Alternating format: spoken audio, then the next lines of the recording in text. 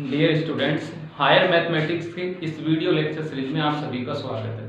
तो आप सभी को पता है कि हमारी जो वीडियो लेक्चर सीरीज चल रही थी वो BSc part second and BSc BEd जो इंटीग्रेटेड जो पार्ट है, ठीक है, यानी जो 4 वर्ष का जो कोर्स वाला जो पार्ट है उसके अंतर्गत जो सेकेंड ईयर होती है, तो उसके अंतर्गत हमारा जो द्वितीय प्रश्न पत्र था वो चालू था हमारा यहाँ पर इस वीडियो लेक्चर सीरीज में।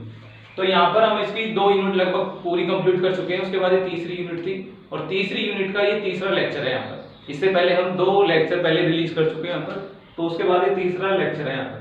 तो एक विद्यार्थी ने किसी ने कहा था कि सर चौथा क्वेश्चन भी करवाइए, तो हम इस चौथे क्वेश्चन को करवाते हैं यहाँ पर। वैसे 2015 में आया हुआ है, ये हमारा इस तरीके का क्वेश्चन है यहाँ पर, ठीक है। तो आपको दे रखा है कि x² d2y/dx² + 2x dy/dx minus का 2y = x+1 का होल स्क्वायर, ठीक है, ये आपको दिया गया है। तो हमारा तरीका क्या होगा कि पहले हम जो हमारे पास अचर गुणांकों की जो समीकरण है इसको हम कन्वर्ट करेंगे किसमें, जो चर गुणांकों की जो समीकरण हमें दी गई है इसको कन्वर्ट करेंगे किसमें, अचर गुणांकों की समीकरण। और उसके बाद हमारी जो प्रोसेस होगी वो उसी प्रकार से होगी जैसे यूनिट नंबर हमने 2 में किया था, सेम प्रोसेस आगे की हमारी जो की त्यों होगी, ठीक है। तो बस आपको इस यूनिट नंबर जो तीनों से बस थोड़ी सी चीज आपको सीखने की जरूरत है, और वो क्या कि किस तरीके से चर गुणांकों की समीकरण को कन्वर्ट करते हैं किसमें, अचर गुणांकों की समीकरण में। तो ये हमारा थोड़ा सा कंसेप्ट इसका ऐसा है जो कि आपको यहाँ पर सीखने की जरूरत होती है, अदरवाइज बाकी चीजें सब पहले जैसी। यानी यूनिट नंबर 3 आपके बिल्कुल ऐसा है कि जैसे आपने यूनिट नंबर 2 जिनको आती है अच्छे से, उनको यूनिट नंबर 3 समझने में बिल्कुल दिक्कत नहीं आएगी, ठीक है। तो चलिए इसको स्टार्ट करते हैं यहाँ पर। तो सबसे पहले हमने क्या काम किया यहाँ पर, सबसे पहले हमने इसको चेंज करने के लिए यहाँ पर जो हमारे पास सब्स्टिट्यूशन होता है उसको यूज मिल गया कि late z = log e base x। अगर ये जिसको मैं दूसरे रूप में लिखना चाहूँ तो कैसे लिख सकता हूँ, इस तरीके से। तो जहां मुझे x को कन्वर्ट करना होगा z में वहां ये यूज में लूंगा, और जहां मुझे dy/dx को कन्वर्ट करना होगा dy/dz में वहां मैं ये रिजल्ट यूज में लूंगा। तो दोनों रिजल्ट हमारे इंपॉर्टेंट है। तो ऐसा करने पर हमारे जो ये रिजल्ट है किस तरीके से कन्वर्ट हो जाते हैं, ये जो पहले वाला है वो तो क्या हो जाएगा d(-1), दूसरा क्या हो जाएगा 2d, और नेक्स्ट वाला क्या हो जाएगा -20। और ये सभी में जो डिपेंडेंट वेरिएबल y है वो हम यहाँ सभी में से हमने कॉमन लेते हुए, यानी जो ऑपरेटर के ऊपर जो ये वर्क कर रहा था y इसको कहाँ ले लिया, बाहर ले लिया। अब जैसे मैं y को सभी के साथ डिस्ट्रीब्यूट करता हूँ तो दोबारा से y प्रत्येक डिफरेंशियल ऑपरेटर पर वर्क करने लग जाएगा। यहाँ इधर को देखो, यहाँ इधर को क्या आ जाएगा x, तो x की जगह क्या लिख पाएंगे e⁻z+1 का होल स्क्वायर, इस तरीके से, ठीक है। जहां आपने जो यूज में लिया है d, ये d, इस d का मतलब क्या है, इस d का मतलब है d/dz। तो जब भी आप d को यदि दोबारा लिखना चाहोगे तो आपको ये जरूर ध्यान रखना है कि d का मतलब यहाँ पर क्या होगा, d/dz होगा, ना कि d/dx। क्यों? क्योंकि हमने सब्स्टिट्यूशन की हेल्प से इसको कन्वर्ट किसमें कर लिया, d/dz में। जो पहले हमारा इंडिपेंडेंट वेरिएबल जो x था, अब वो कौन बन चुका है, इंडिपेंडेंट वेरिएबल z बन चुका है यहाँ पर, ठीक है। तो इसके अकॉर्डिंग हम इसको लेकर चलेंगे, ठीक है। अब चलिए आगे। तो सबसे पहले हम इसको सोल्व करते हैं यहाँ पर। तो यहाँ से इसको सोल्व करेंगे तो क्या आ जाएगा, d² - d, यहाँ से गए तो हमारे पास आ गए 2d एंड -20, इस तरीके से। साथ में y = e⁻z+1 का होल स्क्वायर, कुछ इस तरीके से। और आगे चलते हैं यहाँ पर, और आगे की बात करो यहाँ से तो d एंड 2d दोनों में से रिमेनिंग पार्ट क्या रहेगा, हमारा d रहेगा प्लस का, तो क्या आ जाएगा d², और आ जाएगा साथ में प्लस का d एंड -20y = e⁻z+1 का होल स्क्वायर। अब हमारे पास जो समीकरण 1 मिली है यह समीकरण कंप्लीटली यानी पूर्णतः यह अचर गुणांकों की रैखिक अवकल समीकरण जैसा है, बिल्कुल जो हमारे यूनिट नंबर हमने जो 2 में पढ़ा था बिल्कुल वैसी हो गई। तो इसका जो आंसर होगा वो भी उसी तरीके से हो जाएगा, बस थोड़ा सा फर्क आएगा कि वहां पर इंडिपेंडेंट वेरिएबल x हुआ करता था, यहाँ पर इंडिपेंडेंट वेरिएबल कौन होगा, z होगा। तो z के अकॉर्डिंग सोल्व कर लेंगे, और उसके बाद जैसे हमारा कंप्लीट आंसर आ जाता है तो दोबारा z को कन्वर्ट किसमें कर लेंगे, x में। तो ऐसा करने पर हमारा जो क्वेश्चन है वो इजी वे में जल्दी से जल्दी हमारा हो जाता है, ठीक है। तो यहाँ से हमने बात की तो हमारे पास इस तरीके से हो गया। अब हम प्राप्त करेंगे इसका CL, जिसको क्या बोलते हैं, पूरक फलन, कॉम्प्लीमेंट्री फंक्शन। तो पूरक फलन को ज्ञात करने के लिए मैंने आपको कई बार बताया कि यहाँ पर जो राइट हैंड साइड में जो हमारे पास ये फलन फंक्शन होता है qx, इसको किसके कंसीडर करते हैं हम, 0 के बराबर इसको मानते हैं। तो ऐसा करने पर हमारे पास रिमेनिंग पार्ट क्या रहा, यहाँ पर हमारे पास रहा d² + d -20 एंड साथ में y = 0। अब ऐसा करेंगे तो देखो यहाँ से आपको आगे क्या मिलेगा यहाँ पर कि D square plus D minus 20 equal to y equal to 0। अब यहाँ से हम इस समीकरण की सहायक समीकरण आसानी से लिख सकते हैं। तो इसकी सहायक समीकरण के लिए आपको पता ही क्या क्या करना पड़ता है। तो सीधा इसकी सहायक समीकरण यदि हम लिखते हैं तो हमारे पास आ जाती है m square plus m and minus के 20 इक्वल टू 0। इसके यदि मैं दो फैक्टर करता हूँ यहाँ पर तो शायद इसके दो फैक्टर इस तरीके से आ जाएंगे। एक तो आ जाएगा m प्लस 5 और एक आ जाएगा m माइनस 4। आप करके देखो यही आता है क्योंकि हम इनको मल्टीप्लाई करेंगे m स्क्वायर आ जाएगा, यहाँ से आ जाएगा 5m और यहाँ से कितना आ जाएगा माइनस का 4m। दोनों को सोल्व किया जाए तो ओनली क्या आ जाएगा प्लस m हो गया। फिर 5 को मैं 4 से मल्टीप्लाई करूँ कितना आ जाएगा 5 चौक 20, तो वो भी आ रहा है नेगेटिव का। यानी हमारे ये फैक्टर बिल्कुल सही है। यहाँ पर हमने जो फैक्टर किए हैं वो कंप्लीटली क्या है राइट है। ठीक है, अब आगे बढ़ते हैं यहाँ पर। तो आगे बढ़ेंगे तो हमारे पास आपको दिखाई नहीं दे रहा, 1 मिनट रुकिए, यहाँ देखिए। तो और आगे यदि हम बढ़ते हैं तो हमें यहाँ पर m की दो वैल्यू प्राप्त हो जाती हैं। m की दो वैल्यू यहाँ पर आपको प्राप्त हो जाएगी। 1 मिनट।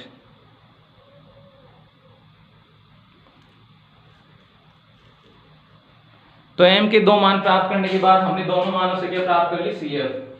तो CF क्या हो जाएगी, CF बराबर हो जाएगा आपका CF बराबर एक तो आ जाएगी m की वैल्यू -5 और एक क्या आ जाएगी 4। दो वैल्यू आ गई आपके पास यहाँ पर। अब दोनों की हेल्प से CF लिखें यहाँ पर। तो CF के लिए क्या मिलेगा आपको, CF के लिए C1 e की पावर m की वैल्यू कितनी है 5, तो 5 के साथ क्या लगाएंगे z, तो कितना हो गया C1 e की पावर -5z। दूसरा क्या आ जाएगा C2 e की पावर 4z। z के पदों में लिख रहे हैं क्योंकि हमारे पास इंडिपेंडेंट वेरिएबल कौन है z। यदि x होता तो x के अकॉर्डिंग लिखते, लेकिन हमें पता है कि हमने जो x था उसको कन्वर्ट किसमें कर लिया था z में, तो इसके अकॉर्डिंग हमारा जो रिजल्ट है वो इस तरीके से कुछ होगा। और आगे बढ़ते हैं यहाँ पर। तो यहाँ से बात की जाए आगे से, तो यहाँ पर हम दोनों को किस में कन्वर्ट करना पड़ेगा, यहाँ पर इन दोनों को हमें x में कन्वर्ट करना पड़ेगा। ठीक है, तो चूंकि आप अब यहाँ से हम क्या करेंगे कि दोनों में हमें एक तो किसका मान निकालना है e की पावर -5z और एक इसका मान निकालना है e की पावर 4z। इनका हमें मान निकालना है। तो हम यहाँ से देखते हैं इधर से, तो यहाँ से हमें क्या प्राप्त हो जाता है, देखो यहाँ से चूंकि पहले वाले से देखो x इक्वल टू कितना है e की पावर z है, यहाँ से आपको चाहिए 4z चाहिए। तो मैंने क्या करी इसकी पावर कितनी कर दी 4 कर दी। यहाँ पर x की पावर 4 कर दी, तो इधर को मुझे क्या करना पड़ेगा इसकी पावर भी कितनी करनी पड़ेगी 4। हल किया जाए तो x4 बराबर कितना हो गया e की पावर 4z हो गया। ठीक है, वैसे नेगेटिव वाले में आ जाओ। नेगेटिव वाले के लिए आप किस तरीके से लिख सकते हो कि x की पावर हमारे पास है x इक्वल टू e की पावर z, हमें चाहिए -5z, तो हमने इसकी पावर कितने ले ली -5 ले ली। तो यहाँ पर भी कितना लेना पड़ेगा -5। इसको सोल्व किया जाए तो ये तो कितना हो गया x की पावर -5 और ये कितना हो गया -5z। तो जैसा यहाँ होगा वो कन्वर्ट होगा उसी रूप में। यदि वो पॉजिटिव होगा तो पॉजिटिव पावर में कन्वर्ट हो जाएगा, अगर वो नेगेटिव होगा तो नेगेटिव पावर में वो कन्वर्ट हो जाएगा। तो यहाँ से क्या आ जाएगा C1 x की पावर -5 और यहाँ से आ जाएगा C2 x की पावर 4। तो इस तरीके से हमारा क्या प्राप्त हो जाएगा CF। ये हो गई हमारी इक्वेशन नंबर 2, यानी हमने इसका CF भी फाइंड आउट कर लिया। अब हमें फाइनली क्या करना है, इसका PI फाइंड आउट और करना है। तो नेक्स्ट लाइन में हम इसका PI फाइंड आउट करेंगे। तो पर्टिकुलर इंटीग्रेशन को देखिए, PI इक्वल टू, चूंकि PI बराबर होता है, PI बराबर क्या होता है कि 1/FD साथ में क्या आता है QX। इस तरीके से कि PI इक्वल टू होता है 1/FD QX। सभी की वैल्यू फिल करो। FD का मान यहाँ पर रखें, तो FD का मान कितना आ जाएगा, देखो यहाँ से थोड़ी देर पहले हमने ब्रेक करके लिखा था ना यहाँ पर, तो उसी के अकॉर्डिंग लेकर चलते हैं। तो FD हमारे पास था यहाँ पर, देख लीजिए आप यहाँ पर, ये था हमारे पास d² + d - 20 इस तरीके से था। QX आप लिख लीजिए, QX का मान कितना था, यहाँ से देखिए QX का मान कितना था e की पावर z+1 का होल स्क्वायर। इस तरीके से ये हमारा क्या था QX था। यहाँ पर दोनों चीज मिल गई आपको यहाँ पर। अब हमें इसको सोल्व करना है, तो सोल्व करने के लिए हमने इसको लिखा कि d² प्लस का d - 20। यहाँ से इसको देखा तो यहाँ से इसको खोलकर लिखा जा सकता है पहले पद का स्क्वायर यानी e की पावर 2z। दूसरे पद में क्या आ जाएगा 2 गुना पहला गुना दूसरा, तो 2 गुना e की पावर z हो गया। ठीक है, उसके बाद क्या हो गया +1। इस तरीके से ये हो गया। सभी के ऊपर मैं इसको डिस्ट्रीब्यूट करूंगा तो क्या आ जाएगा कि 1/d² + d - 20 और साथ में क्या आ गया e की पावर 2z। अगले में किया तो अगले में क्या आ जाएगा, वही तरीका है पुराने वाला, कोई नई चीज नहीं कर रहे। देखो प्रत्येक के ऊपर इसको डिस्ट्रीब्यूट कर रहे हैं जैसे वहां पर करते थे, ठीक उसी प्रकार से यहाँ पर भी क्या कर रहे हैं, जनरली इसको डिस्ट्रीब्यूट कर रहे हैं। तो यहाँ से क्या आ जाएगा कि 1/d² प्लस d माइनस 20 और साथ में क्या आ जाएगा e की पावर z। और आगे से बढ़ते हैं तो प्लस में क्या आ जाएगा कि 1/d² प्लस d माइनस 20, ठीक है। और यहाँ से क्या मिलेगा 1 को क्या लिख सकते हैं e की पावर 0z, तो e की पावर 0z इस तरीके से हो गई सारी चीजें। अब सभी का आपको क्या करना है, जो हमारा रूल था यानी जो हमने यूनिट नंबर जो सेकंड में जो रूल पढ़ा था उसके अकॉर्डिंग क्या करेंगे, अब प्रत्येक के ऊपर इसको अप्लाई कर देंगे जो e की पावर z है ना उसको।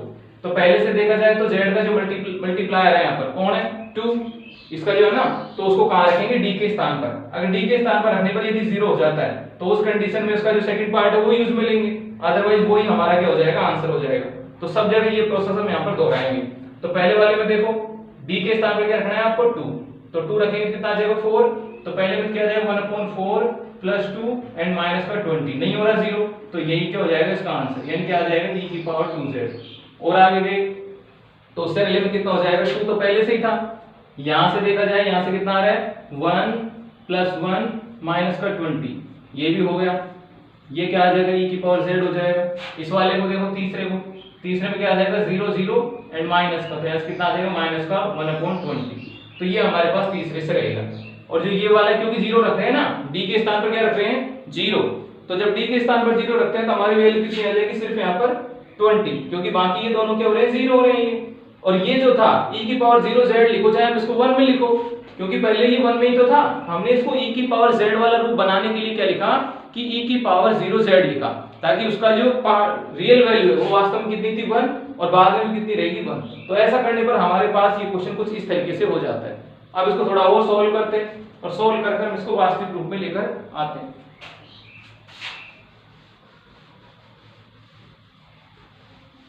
तो नेक्स्ट देखते हैं यहाँ पर आगे देखिए हमारे पास क्या आ जाएगा, यहाँ से हमारे पास होगा देखो 6 और उधर को कितने हैं माइनस के 20, तो कितने रहे माइनस का 1 कितने आ गए 14 और साथ में e की पावर 2z।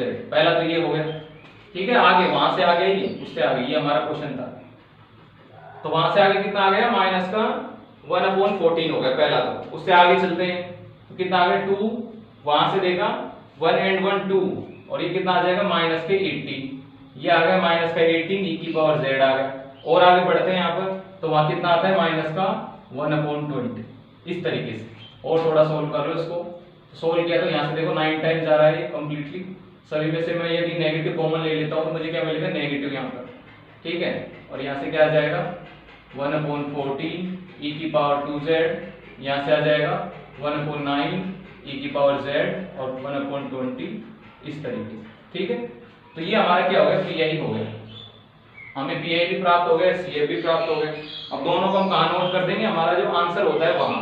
तो हमारा जो आंसर होता है वो किस तरीके का होता है पता है ना सभी को। हमारे आंसर को हम लिखते हैं कि y = CF + PI।